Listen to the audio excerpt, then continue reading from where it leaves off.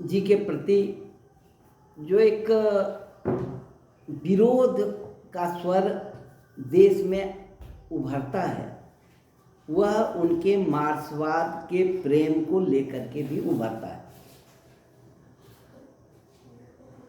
Cambridge का विद्यार्थी नेहरू मार्क्सवाद से गहरा प्रभावित होता है।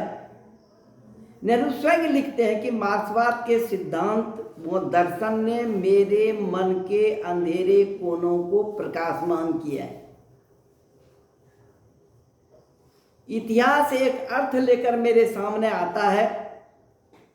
इतिहास की जो मार्क्सवादी व्याख्या है ने प्रकाश की धारा बहा दी है। ग्लिम्पसेस ऑफ वर्ल्ड हिस्ट्री पर नेहरू पर जो मार्क्सवाद का प्रभाव है, इसकी स्पष्ट झलक दिखाई देती है। नेहरू स्पष्ट मानते हैं कि मार्क्सवाद ने पूंजीवादी लोकतंत्र को चुनौती दी है, उससे लोहा लिया है, और साम्राज्यवाद पूंजीवाद की ही विकसित दशा है। उग्र राष्ट्रवाद हो, साम्राज्यवाद हो, अंतर्राष्ट्रीय युद्ध हो, यह सभी असमानता को बढ़ाता है, और पूंजीवादी व्यवस्था के कारण ही साम्राज्यवाद, आक्रामक राष्ट्रवाद और युद्धों का जन्म होता है। इन्हीं समस्याओं से निदान के लिए मार्क्स ने वैज्ञानिक चिंतन का दिया, लेकिन यह समझना पड़ेगा कि नेहरू किस तरह के मार्क्सवाद से प्रभावित थे। बेशक नेहरू मार्क्सवाद से प्रभावित है, लेकिन मार्क्सवाद के संपूर्ण सिद्धांतों को उसी रूप में नेहरू स्वीकार नहीं करते। उसमें संशोधन के बाद ही उसको व्यवहारिक मानते हैं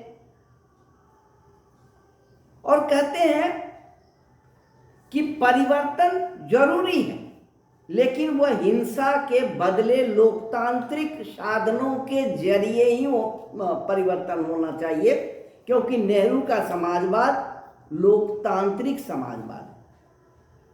उन्होंने साफ कहा है कि मैं कम्युनिस्ट नहीं हूं। डिस्कवरी ऑफ इंडिया में वह लिखते हैं कि मार्क्स और लेनिन के अध्ययन का मेरे ऊपर गहरा प्रभाव पड़ा है। इसी कारण मुझे वर्तमान घटनाक्रम जो है तथा इतिहास को समझने की उनकी दृष्टि विकसित हुई है। जो मार्क्स ने जो सामाजिक घटनाओं का विश्लेषण किया है, वह विश्लेषण जो भविष्य के प्रति मार्क्स का अनुमान था, उससे वह मेल नहीं खा रहा है। द्वितीय विश्व युद्ध के बाद मार्क्सवाद का प्रभाव धीरे धीरे कम होने लगा और पश्चिम के जो राजनीतिज्ञ थे वो मानने लगे कि सबसे भारत और एशिया में नेहरू एक अवरोध है। लेकिन नेहरू का समाजवाद जो है क्रियाशील मानववाद था। स्मिथ कहते हैं कि जब नेहरू यूरोप से भारत लौटे, वे राजनीतिक दृष्टि से नेहरू से भिन्न थे। उस नेहरू से जो नेहरू यूरोप गए थे या भारत लौट करके जो नेहरू आए थे। 21 महीना पहले गए थे यूरोप में शिक्षा ग्रहण की, क्योंकि यह भी मानते हैं कि पूंजीपतियों की जो हिंसा है, मार्क्सवादियों की हिंसा, उसकी अपेक्षा अच्छा है। समाजवाद का उन्होंने अंतर्राष्ट्रीय स्वरूप में उसको व्याख्यायित किया है और यह भी कहा है कि सच्चा समाजवादी संकीर्ण राष्ट्रवादी नहीं हो सकता है। 1936 की बात है और उसमें उन्होंने कहा, 1936 में अपने अध्यक्षीय भाषण में कहा कि भारत और विश्व की समस्याओं का समाधान का एक ही रास्ता है, वह समाजवाद है। क्योंकि हम देखते हैं कि नेहरू को समाजवाद से बौद्धिक लगाव है, लेकिन समाजवाद में, साम्यवाद में जो विचार को कुचलने की बात है, संपूर्ण श्रमिकों का संगठन बनाने की बात है, व्यक्ति की हिंसा के प्रयोग की बात है, जो रूस में हो रहा था, उसको नेहरू पसंद नहीं करते थे। इसलिए नेहरू का मार्क्सवाद एक अलग तरह से अंतर्राष्ट्रीय और राष्ट्रीय परिस्थितियों के अनुकूल समाजवाद और साम्यवाद की परिभाषा उन्होंने की। विश्व इतिहास की झलक के 2 खंड प्रकाशित हुए हैं। लड़खड़ाती दुनिया पर भी एक पुस्तक है। यह सभी अंतर्राष्ट्रीय राजनीति को, उस समय की राजनीति को व्याख्यायित करता है। मैंने पहले भी कहा कि वो अपने को इतिहासकार नहीं मानते हैं, न लेखक मानते हैं, लेकिन उनकी लेखनी से तत्कालीन वैश्विक राजनीति का सम्यक विश्लेषण हम प्रस्तुत कर सकते हैं। सभ्यता और संस्कृति की भी पड़ताल करते हैं। इस प्रकार मुझे लगता है कि भविष्य की इतिहास दृष्टि क्या होगी या भविष्य के इतिहास की प्रस्तावना क्या होगी, उसकी प्रस्तुति, उसके प्रस्तोता नेहरू हो सकते हैं। नेहरू की विदेश नीति अंतर्राष्ट्रीयतावाद पर अवलंबित है, जो गांधी से प्रभावित है या गांधी के समरूप उनको खड़ा करता है। जब संपूर्ण दुनिया 2 गुटों में बटी हुई थी, गुट निरपेक्षता की नीति अपनाकर उन्होंने शक्ति संतुलन की व्यावहारिक पद्धति का विदेश नीति में प्रत्यारोपित किया था। 1927 में ही नेहरू ब्रुसेल्स में जो भारतीय राष्ट्रीय कांग्रेस के प्रतिनिधि के रूप में भाग लिए थे, उसमें उन्होंने अंतर्राष्ट्रीय दृष्टिकोण से स्वीकार करते हैं कि उनका अंतर्राष्ट्रीय दृष्टिकोण उससे व्यापक हुआ है। गांधी को इस संबंध में उन्होंने 1927 में ही पत्र लिखा। अप्रैल में, फरवरी 1927 में वो ब्रुसेल्स के उस सम्मेलन में भाग लिए थे और अप्रैल 27 को गांधी को पत्र में लिखा कि किस तरह से उनको व्यापक दृष्टि बनाने में, विश्व की राजनीति को समझने में और किस तरह उनका दृष्टिकोण जो है वह व्यापक हुआ है। लेकिन यह कहते हैं कि हमारा जो दृष्टिकोण संकीर्ण है, हमें संकीर्णता को त्याग देना चाहिए। अब तात्कालीन वैश्विक समस्या पर बेबाक टिप्पणी करना, शांति के लिए उनके योगदान की हम चर्चा करते हैं। जब 1938 में स्पेन के गृह युद्ध हो रहे थे, जब हिंद, चीन, संयुक्त अरब गणराज्य की गाजा पट्टी तथा कांगो में जाति के लिए महान योगदान की उनकी चर्चा कर सकते हैं।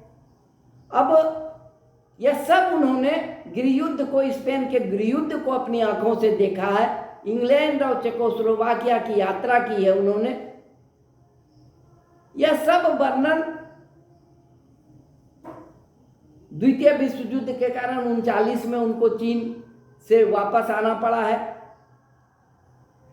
लड़खड़ाती दुनिया पुस्तक की भूमिका में लिखा गया है कि युद्ध इसलिए होते हैं कि मुट्ठी भर धन कुबेर समाज में संपत्ति पैदा करने वाले समुदाय का आर्थिक शोषण करना चाहते हैं। यानी जो संपत्ति पैदा करते हैं किसान और मजदूर, धन कुबेर जो मुट्ठी भर हैं, वह समुदाय आर्थिक शोषण करता है, क्योंकि उनको मुनाफे से मतलब है। इनका वर्ग न तो देश के स्वार्थ से है, यह तो अपने स्वार्थ को देश से भी ऊपर मानते हैं।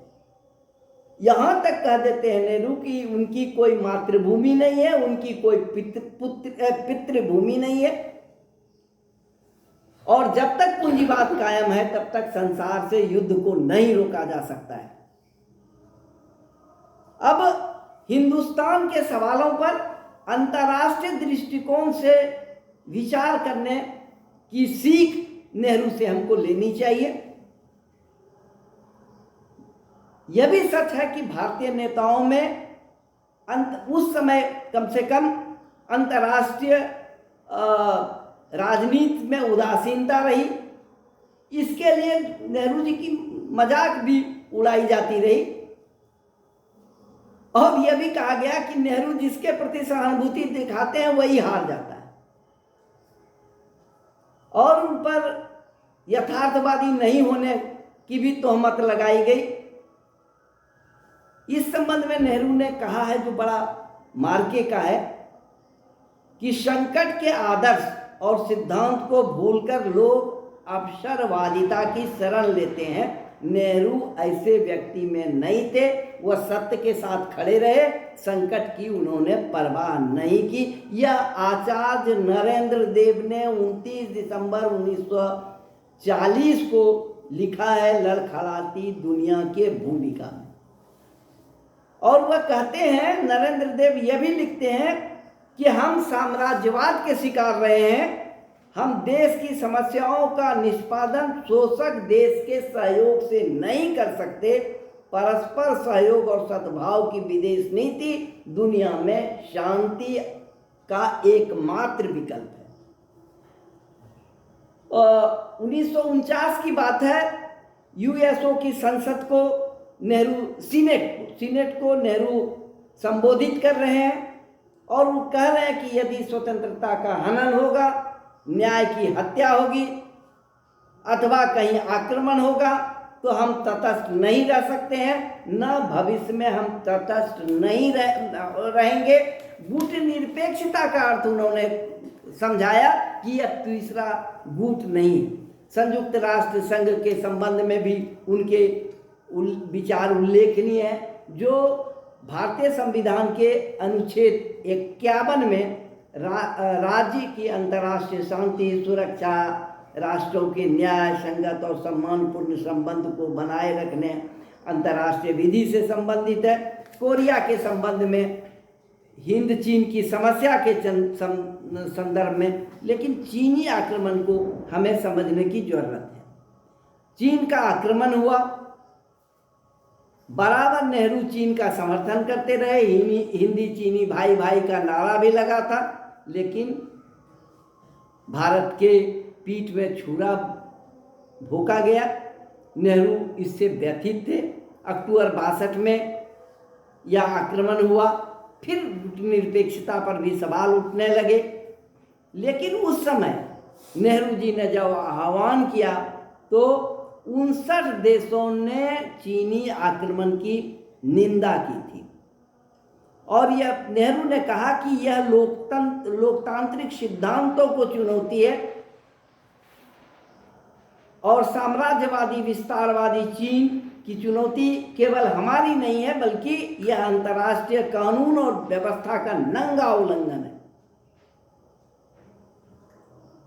रूस जापान युद्ध में जापान की विजय से देशभक्त नेहरू अत्यंत प्रसन्न हुए थे और उन्होंने अपनी आत्मकथा में लिखा, मैंने वीरता के कारनामों के स्वप्न देखे कि किस तरह तलवार हाथ में लेकर मैं भारत के लिए लड़ूंगा और इसे स्वतंत्र कराने में सहायता करूंगा। 1948 में कश्मीर पर पाकिस्तान का आक्रमण हुआ, जगह जगह उनकी आलोचना होने लगी और लोग शांतिपूर्ण सहयोग की निंदा करने लगे। कश्मीर के सवाल पर, गोवा के सवाल पर, पाकिस्तान के सवाल पर, तिब्बत के संबंध में नेहरू के नैतिक और मानवतावादी अंतर्राष्ट्रीयतावाद को कहा गया कि विकृत होकर यह तुष्टीकरण की नीति में परिवर्तित हो गया है। तो इस तरह नेहरू की आलोचना भी इस संबंध में काफ़ी महत्वपूर्ण है, जो समझा जाना चाहिए।